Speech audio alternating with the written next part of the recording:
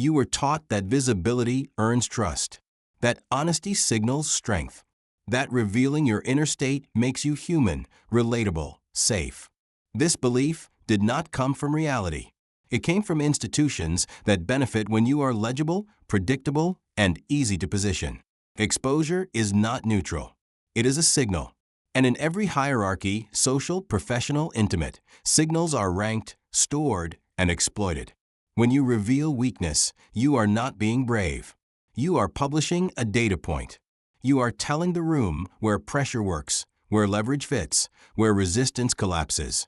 The mistake is not that someone might hurt you. The mistake is that you have permanently adjusted how you are measured. Power does not respond to sincerity. It responds to asymmetry. Transparency is sold as moral currency because it lowers defensive friction. People who expose themselves early save others the work of probing. They collapse the uncertainty phase. They make themselves readable. And readability is the enemy of authority. Watch how dominant figures operate. They do not explain themselves. They do not narrate their inner conflicts. They do not confess doubts to equalize the field. They allow ambiguity to do the work. Ambiguity creates distance. Distance creates gravity. The moment you explain yourself, you are reacting. Reaction is submission dressed as clarity. This is the lens shift. Trust is not built through exposure. Trust is built through consistency under opacity. When people cannot access your internal state, they judge you only by outcomes. Outcomes are harder to manipulate than emotions. Weakness revealed does not disappear after empathy is offered. It is remembered, filed, reinterpreted later under stress. The same person who nodded with understanding will reference it silently when deciding whether to respect you, challenge you, or override you. Humans are not malicious by default. They are opportunistic. And opportunity begins with information. You believe revealing weakness makes others kinder. Sometimes it does in the short term. But kindness is not the same as respect, and respect is the only stable currency in hierarchies. Kindness fades. Memory does not. Once exposed, your weakness becomes a baseline. Everything you do afterward is filtered through it. Assertiveness becomes compensation. Silence becomes insecurity. Confidence becomes overcorrection. You are no longer evaluated cleanly. This is why exposure permanently lowers position. Not because others attack you, but because they update you downward in their internal ranking system. And rankings, once adjusted, rarely reset. The most dangerous lie you were sold is that hiding weakness is dishonest. In reality, it is strategic containment. Surgeons do not operate in public. Generals do not brief enemies. Power protects its internal processes because exposure invites interference. You are not obligated to be visible. You are obligated to survive. The hierarchy does not reward openness. It rewards control over what is known and when. Those who rise learn this early. Those who don't are selected out quietly, politely, with smiles. From this lens, transparency is not virtue. It is premature surrender. You do not reveal weakness to build trust. You reveal it because you want relief. And relief is expensive. It costs you future leverage. This chapter is not telling you to lie. It is telling you to stop volunteering information that can be used to shape you. Silence is not deception. It is position defense. Once you see exposure correctly, not as honesty, but as signal emission, you stop asking whether you should reveal weakness. You start asking who benefits when you do. Humans do not listen the way you think they do.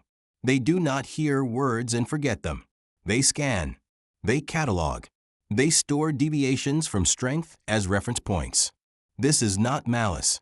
It is pattern recognition wired into the species. The moment you display vulnerability, the brain of the observer flags it. Not consciously, not morally, mechanically. Weakness is processed as usable information. It answers a critical question every human is silently asking. Where does this person bend? This is the weakness capture mechanism. It begins instantly. A hesitation in your voice. An unnecessary confession. an emotional leak disguised as honesty. These are not moments, they are entries. Once logged, they are never erased. They sit dormant until conditions activate them. You assume vulnerability expires once the moment passes. It doesn't. It converts. What was once a feeling becomes a handle. People rarely exploit weakness immediately. That would reveal intent. Instead, they wait. They observe how you behave after exposure. They test the perimeter. They apply light pressure, jokes, reminders, subtle references to confirm the data point is stable. When confirmed, the weakness becomes infrastructure. From that point forward, interactions are asymmetric. The other party knows something about you that you cannot unknow. You are now managing an internal variable while they operate externally. This alone tilts power. Notice how leverage actually works. It does not require threats. It does not require cruelty. It requires memory plus timing. A single admission can later justify exclusion. A moment of self-doubt can later rationalize bypassing you. A revealed insecurity can later guide how someone frames feedback, authority, or decision-making around you. And the most dangerous part, you will never see it happen. Control handles are invisible to the controlled. The weakness capture mechanism is efficient because it piggybacks on social norms. People pretend vulnerability is bonding because it lowers resistance. But what it really does is eliminate uncertainty. Once your weak point is known, others no longer have to guess how to manage you. Guessing is costly. Certainty is cheap. This is why power structures reward composure, not candor. Composure denies data. Candor supplies it. You may believe your weakness makes you relatable. In reality, it makes you predictable. Predictability is the raw material of control. Consider how this plays out over time. You reveal weakness once. Nothing bad happens. You relax. You reveal again. Still nothing obvious. This reinforces the lie. Meanwhile, others are quietly calibrating their behavior around you. Then, under stress, competition, conflict, scarcity, that stored information surfaces. Decisions shift. Tone changes. Doors close without explanation. You feel resistance but cannot name the source. That is the handle being pulled. Humans are not keeping score emotionally. They are updating models. Your weakness becomes a coefficient in their internal equation of you. And equations do not care about your intentions. The mechanism does not require enemies. Friends capture weakness. Colleagues capture weakness. Partners capture weakness. Anyone with prolonged exposure to you becomes a data collector by default. This is why safe spaces are myths in power environments. The more relaxed the setting, the more data flows. The more data flows, the more leverage accumulates. The final inversion is this. The people who benefit most from your vulnerability are not the cruel ones. They are the calm ones. The ones who never bring it up. The ones who simply adjust how they treat you. By the time you notice, the hierarchy has already updated. Once you understand this mechanism, you stop asking who would use this against me. You realize that usage is automatic. The system does it on their behalf. Weakness is not punished. It is archived. And archives exist to be accessed later. Predators rarely look predatory. The ones that survive longest never announce hunger. They blend into the environment, adopt acceptable roles, and let others expose themselves. This chapter isolates the archetypes that exploit weakness without ever appearing to do so. The first is the observer. Observers do not participate much. They listen more than they speak. They ask neutral questions. They create space for you to talk. Their power comes from patience. They understand that every system leaks under time. When you reveal something personal, they do not react strongly. No judgment. No reassurance. Just acknowledgement. That is how you know they are recording. Observers are not passive. They are indexing. They notice inconsistencies between what you project and what you confess. They clock emotional spikes. They remember how you behave under pressure. Later, when influence is required, they know which angle requires the least force. Observers rarely confront you directly. They shape environments instead. They influence who gets access, who gets support, who gets framed as stable or volatile. You will never hear their name attached to the outcome. That is by design. The second archetype is the collector. Collectors actively encourage disclosure. They share first, carefully curated weaknesses that cost them nothing. This triggers reciprocity. You feel compelled to match their openness. When you do, the exchange becomes unequal. Collectors accumulate stories, confessions, emotional details. Not to gossip immediately, but to stockpile social currency. They understand that information appreciates in value over time. Collectors position themselves as trusted intermediaries. They know things about everyone. This gives them quiet leverage across networks. When tension arises, they do not need to lie. They simply select which truths to surface and which to withhold. Collectors never appear aggressive. They appear supportive, helpful, connected. That is how they remain central while others orbit. The third archetype is the moralizer. Moralizers weaponize virtue. They frame weakness as courage, publicly. Privately, they downgrade you for it. They speak in the language of empathy while enforcing hierarchy through judgment. Moralizers exploit weakness by redefining it. Your vulnerability becomes evidence of growth when it suits them, or instability when it doesn't. The criteria change, but they control the narrative. They often occupy leadership-adjacent roles: mentors, culture carriers, ethical authorities. Their strength is not force, but framing. Once they label you, others follow. Few people challenge moral framing because it appears righteous. Moralizers never attack openly. They suggest. They hint. They raise concerns out of care. This allows them to influence outcomes while remaining untouchable. These archetypes share one trait: they never reveal their own true weakness. Observers stay unreadable. Collectors curate disclosures. Moralizers hide behind values. They understand asymmetry instinctively. They know power flows toward those who absorb more information than they emit. You may believe these figures are rare. They are not. They emerge wherever competition exists and accountability is diffuse. Offices, friend groups, communities, intimate relationships. Anywhere status is negotiated rather than assigned. The danger is not that these predators exist. The danger is that they do not need intent to function. Their behavior is rewarded by the system. Influence accumulates around them naturally. You do not defeat silent predators by confronting them. Confrontation exposes you further. You defeat them by denying supply. No weakness volunteered. No emotional surplus. No unnecessary narrative.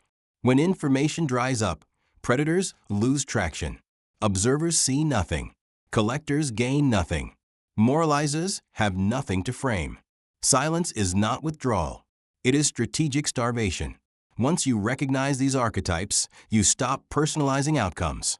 You understand that what felt like betrayal was actually extraction. What felt like support was often positioning. Predators do not chase you. They wait for you to open the door. And most people do, gladly. History is not a record of the virtuous. It is a ledger of survivors. And survival in every era favored those who controlled what was seen, not those who exposed what was felt. The pattern is consistent. Power concentrates around opacity. Look at rulers, generals, architects of institutions. The ones who lasted were not the most sincere. They were the most unreadable.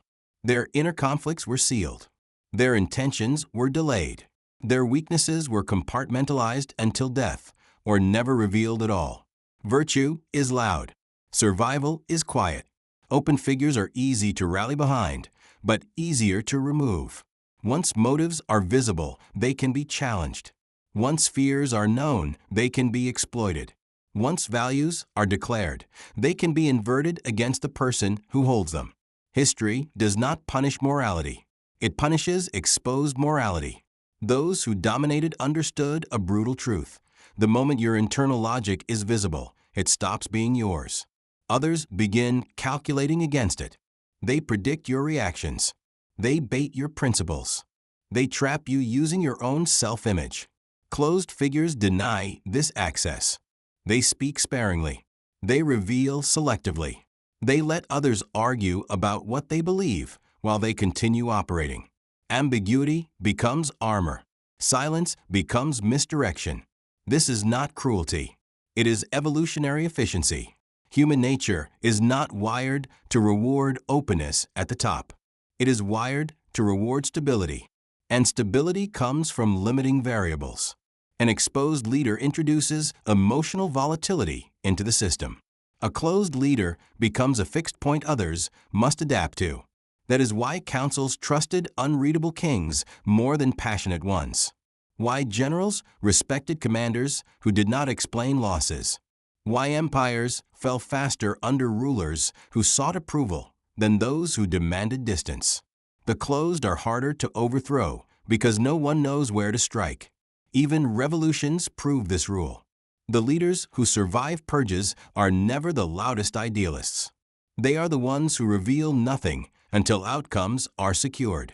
Ideology is for recruitment. Concealment is for control. You were taught that transparency prevents corruption. History teaches the opposite. Transparency accelerates targeting. The more visible your internal structure, the easier it is to dismantle. Virtue without concealment becomes a liability. The same applies at smaller scales.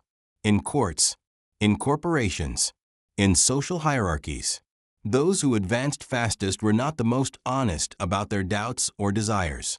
They were the ones who revealed competence, not fragility. Fragility invites management. Once others feel responsible for your emotional state, they feel licensed to direct your actions. This is how dependence forms. This is how authority shifts without force. The closed avoid this trap by never inviting interpretation. They allow outcomes to speak. They let silence absorb tension.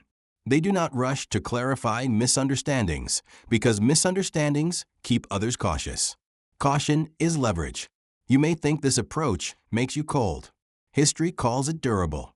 Every system that endured dynasties, orders, syndicates built internal walls. Information was tiered. Access was earned. Weakness was never broadcast downward. Exposure only moved upward when absolutely necessary, and even then, filtered. Those who broke this rule were removed, quietly or violently, but always predictably. This chapter is not nostalgia for tyrants. It is a reminder that human nature has not changed. Tools have evolved.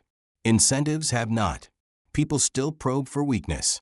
They still reward predictability. They still circle those who cannot be read because uncertainty commands respect. History does not remember who felt the most. It remembers who remained ungraspable. The closed were not better. They were simply harder to control. And that is why they survived. Strategic withholding is not passivity. It is not fear. It is not social awkwardness. It is an active discipline that denies others leverage while preserving your optionality. This chapter replaces the reflex to explain with controlled absence. The first shift is silence without apology. Most people speak to reduce tension. Silence increases it. That tension forces others to reveal themselves first. When you stop filling gaps, you stop bleeding information. You let questions hang. You let assumptions form without correction. This is not rudeness. It is asymmetry. Silence creates a vacuum. Vacuums pull data inward. When you speak less, others speak more. They justify. They clarify. They project. Every word they add is another data point you did not have to earn. Meanwhile, you remain undefined. Undefined positions are harder to attack. The second shift is delayed disclosure. You do not answer immediately, even when you could. You do not volunteer context under pressure. You create time buffers. Time changes power. Immediate responses favor the aggressor. Delayed responses favor the strategist. When you pause, others recalibrate. They wonder what you are considering. They overestimate your depth. They soften their approach. Delay alone can neutralize dominance attempts. Urgency is often manufactured to extract weakness. Refuse the tempo, and the extraction fails. The third shift is outcome-only communication. You stop narrating process. You stop explaining effort, stress, doubt, or intention. You deliver results or neutral statements. This removes emotional texture from your profile. Without texture, others cannot grip you. Explanations feel virtuous. They are not. They invite judgment. When you limit communication to outcomes, you become harder to frame. Others cannot label you anxious, insecure, or overcompensating because you provide no evidence. They are forced to judge you by what you produce, not how you feel. This terrifies manipulators.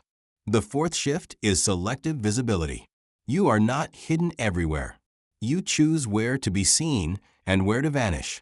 You show strength in public contexts and reserve vulnerability, if ever, for isolated, controlled environments with zero downstream risk. Visibility becomes a weapon when controlled. Absence becomes one when misinterpreted. When you are not always available, your presence gains weight. When you do not react publicly, narratives stall. People hesitate to move against someone whose internal state they cannot map. The fifth shift is emotional containment. You feel everything. You reveal almost nothing. Emotional containment is not suppression. It is internal processing without external leakage. You stop using others as regulators. You stop converting discomfort into confession. This alone removes the majority of control handles others rely on. Containment creates stability. Stability creates authority. Finally, you abandon the need to be understood. This is the hardest withdrawal. The need for understanding drives overexposure. It makes you clarify when silence would protect you. It makes you explain when ambiguity would elevate you. You replace that need with position awareness. You ask one question internally: does revealing this increase or decrease my leverage? If the answer is not an immediate increase, you withhold. Strategic withholding does not make you deceptive. It makes you sovereign. You decide what enters the shared space. You decide what remains internal. This decision alone rebalances power in every interaction. Others may sense the shift. They may call you distant, unreadable, changed. Those labels are symptoms, not problems. When leverage disappears, manipulators lose interest. When extraction fails, predators move on. When nothing sticks, narratives collapse. You do not need to confront anyone. You do not need to dominate anyone. You simply stop feeding the system. Withholding is not withdrawal from life. It is withdrawal from exploitation. And once you master it, you discover something unsettling. Most people were never interacting with you. They were interacting with what you revealed. Remove that, and only those capable of real respect remain. The final obstacle is not technique. It is identity.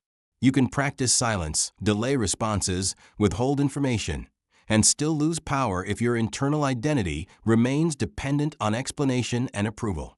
As long as you need to be seen as good, fair, reasonable, or understood, you will eventually expose yourself again. This chapter ends that identity. The old self was built for acceptance. It believed clarity created safety. It believed being understood prevented conflict. It believed that if intentions were pure, outcomes would follow. That identity was designed for environments where power was evenly distributed. This is not that environment. The new operating self does not explain itself to feel legitimate. Legitimacy is assumed internally, not negotiated externally. You stop asking permission to exist at your level. Identity erasure begins with one act. You stop narrating yourself. No more internal monologues about how you're perceived. No more rehearsing explanations before speaking. No more preemptive justifications to soften reactions. These behaviors signal internal doubt long before words are spoken. You kill the need to be interpreted correctly. The moment you release that need, your posture changes. Your timing changes. Your voice compresses. You become slower, not from hesitation, but from control. This unsettles people. The replacement identity operates on a different axis. It is outcome-rooted, not intention-rooted. What matters is not how your actions are framed, but whether they move you forward and reduce exposure. You accept being misunderstood as a cost of sovereignty. Opaque individuals attract projection. Others fill the silence with assumptions. This is not a flaw. It is camouflage. While they speculate, you operate. While they debate who you are, you decide where you're going. The new self does not correct false narratives unless they cause measurable damage. Silence allows others to reveal their biases. Intervening too early only clarifies your shape for them. Ungraspable does not mean invisible. It means non-reactive. You are present, but not porous. Engaged, but not exposed. Decisive, but not verbose. You stop giving people emotional access points to test you through. This identity also rejects approval as fuel. Approval is unstable energy. It fluctuates with moods, politics, and fear. Those who run on approval are easily redirected. Remove it, and they stall. The sovereign self runs on internal alignment. It does not require applause to continue. This alone makes you difficult to steer. You will notice resistance. People accustomed to your openness will push. They will ask what changed. They will frame your silence as distance, arrogance, or coldness. These are extraction attempts. You do not defend against them. Defense reopens the door. You let the label sit. Over time, they normalize. Power always looks strange before it looks legitimate. The identity replacement completes when you no longer feel tension in silence. When unanswered questions no longer trigger anxiety. When being misread does not provoke correction. At that point, your internal and external posture align. You are no longer negotiating your position. You are occupying it. This does not make you cruel. It makes you intact. The old identity leaked. The new one contains. The old one sought safety through exposure. The new one creates safety through control. Once installed, this identity changes every interaction automatically. You no longer perform strength. You stop needing to protect weakness because it is no longer externally accessible.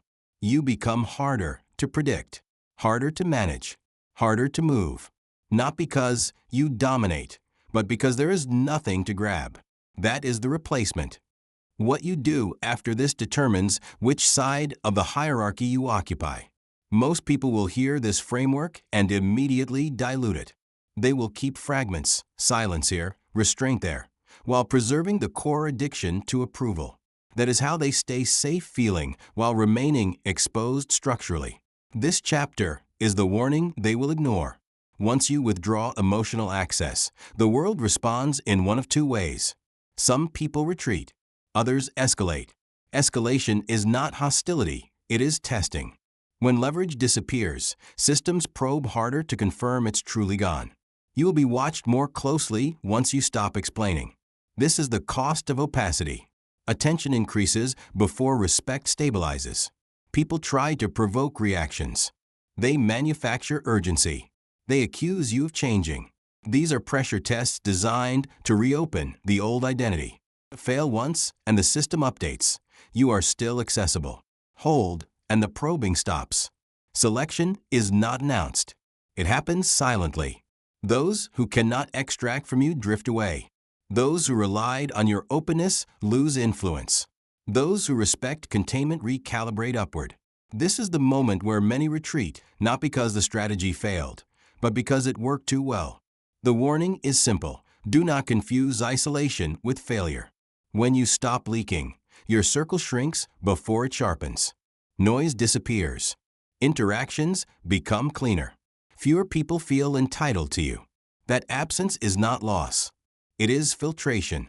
You are not meant to be accessible to everyone. Accessibility is a liability masquerading as virtue. The final inversion is this. The system does not reward transparency. It rewards those who can withstand being misunderstood without self-correcting. If you return to explanation now, everything collapses back into the old pattern. The predators return. The collectors re-engage. The moralizers regain framing power. There is no partial sovereignty. This is not a mindset. It is an operating condition. You either enforce boundaries without announcing them, or you remain readable forever. The elite do not recruit openly. They recognize patterns. Composure under ambiguity. Silence under provocation. Consistency without narrative. These are the signals that separate operators from performers. This content was not designed to motivate you. Motivation fades. This was designed to select. If you felt exposed rather than empowered, that is the point. The framework does not care whether you feel ready. It only works if you apply it without reassurance. Do not discuss this with people who benefit from your openness. Do not announce behavioral changes. Do not explain why you are quieter, slower, harder to read. Let the absence speak. From this point forward, your advantage is not what you know. It is what you no longer give away. Most will forget this by tomorrow. A few will implement it quietly and never mention it again. Those few will notice something irreversible. When nothing leaks, nothing sticks. That is the final warning.